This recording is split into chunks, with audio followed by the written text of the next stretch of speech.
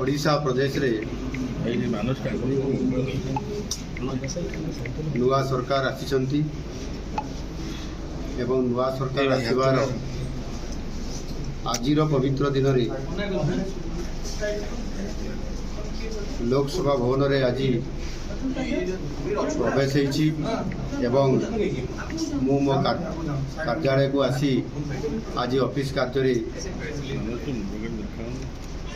विधिवत भाव में आज मु मोर आसन रे बसी कार्यारंभ करी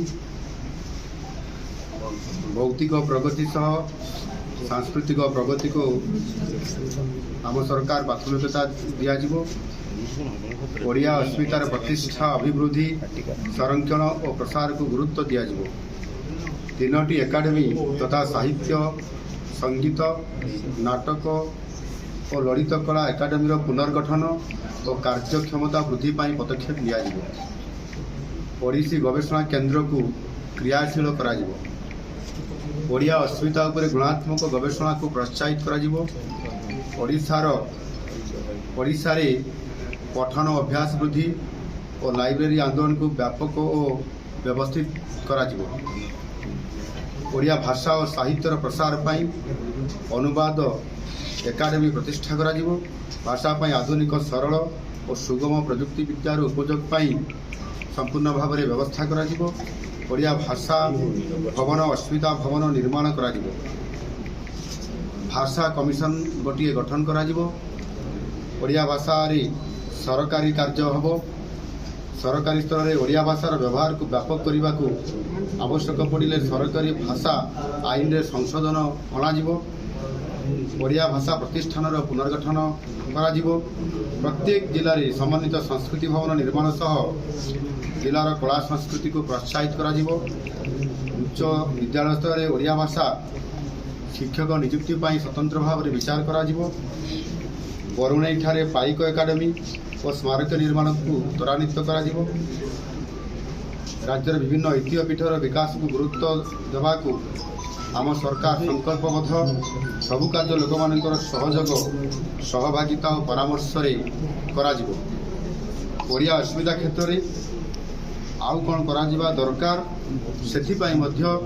लोक मानक ठारू प्रस्ताव आह्वान करा एवं आगामी दिन में से प्रस्ताव आम सरकार को प्रदान करि परिबे यह सहित राज्यर परिचालना राज्य भाषा ओडिया रे ही हेबो एथि निमंते प्रणीत सरकारी भाषा आईन को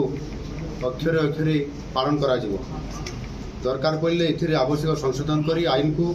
आहुरी सशक्त करा उभय सरकारी और बेसरकारी स्तर में ओडिया भाषार व्यापक व्यवहार को सहज सरल और सुगम करने उपयुक्त वैषयिक ज्ञानकौशल प्रयोग करने निमंते व्यवस्था करा मुख्यमंत्री भावे मो पाखरे उपस्थापित समस्त नथी ओडिया रे करने को मु निर्देश दूची धन्यवाद। समीक्षा बैठक पुरी रे बसीथिला समस्त कथा को उल्लेख कर सारी एणुक एथर जेहेतु विरल रथयात्रा होउची एवं यह 53 वर्ष पर करा जाउची सेथिपाई जो आवश्यक जहाँ पदक्षेप नेबा कथा ताकू संपूर्ण भाव में तार समीक्षा बैठक रे एक आलोचना करा जाय कि विभागीय अधिकारी मान को निर्देश दि जाइछि एवं मंदिर परिचालना समिति रे जो विभिन्न नियोग अच्छी एवं सेवायत मानक द्वारा जो कार्य करा जाउछि ताकू सुचारू रूप करने सहित